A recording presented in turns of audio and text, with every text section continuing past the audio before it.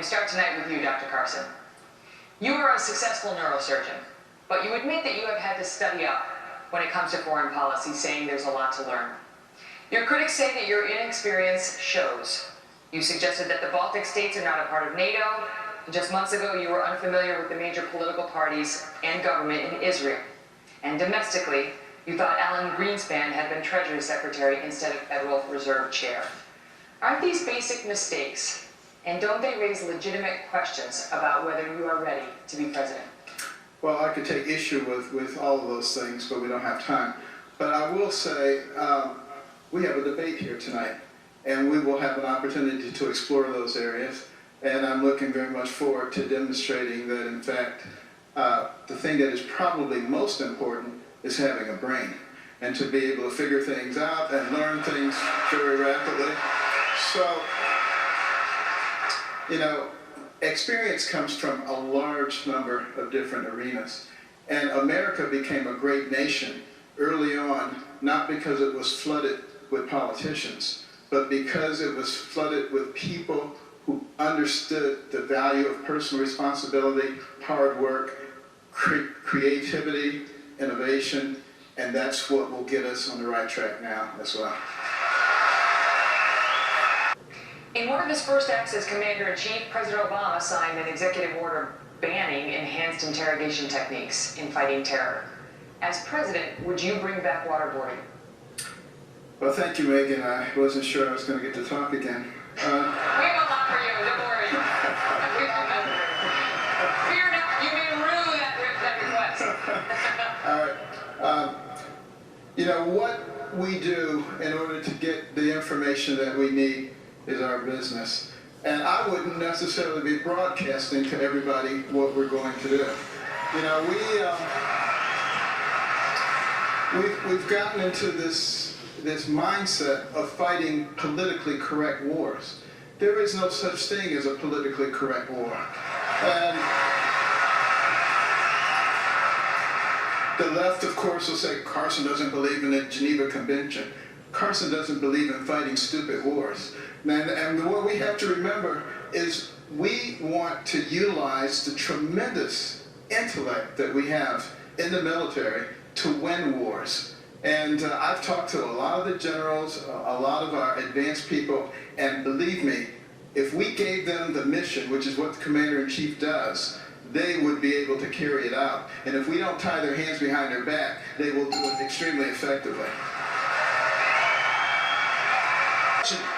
In August of 2012, President Obama famously declared that if Syrian President Bashar al-Assad used chemical weapons, quote, that's a red line for us, and that there would be enormous consequences.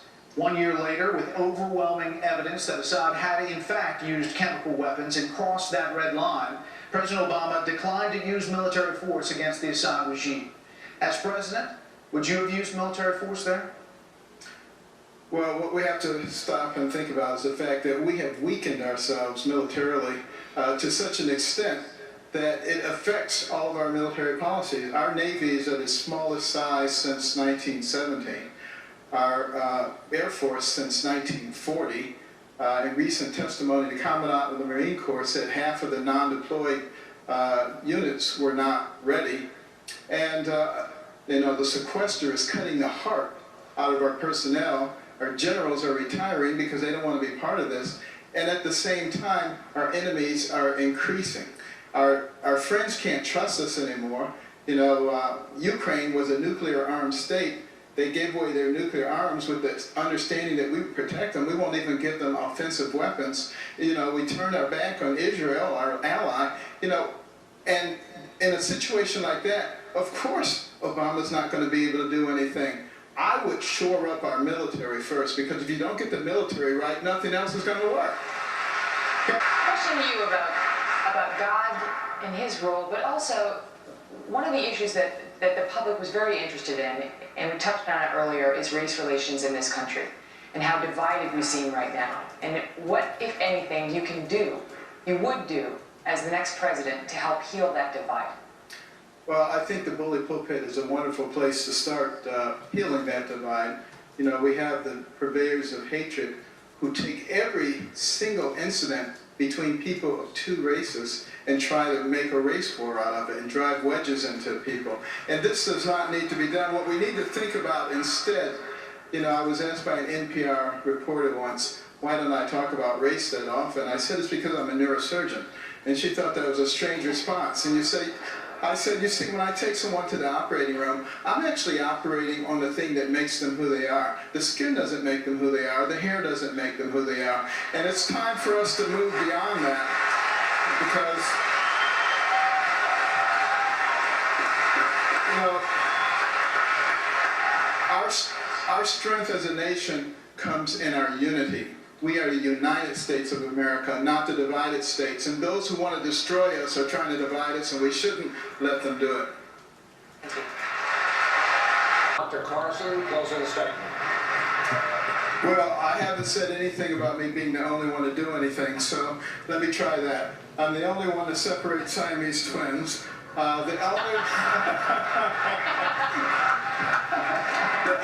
only one to operate on babies while they were still in the mother's womb. The only one to take out half of a brain, although you would think if you go to Washington that someone had beat me to it.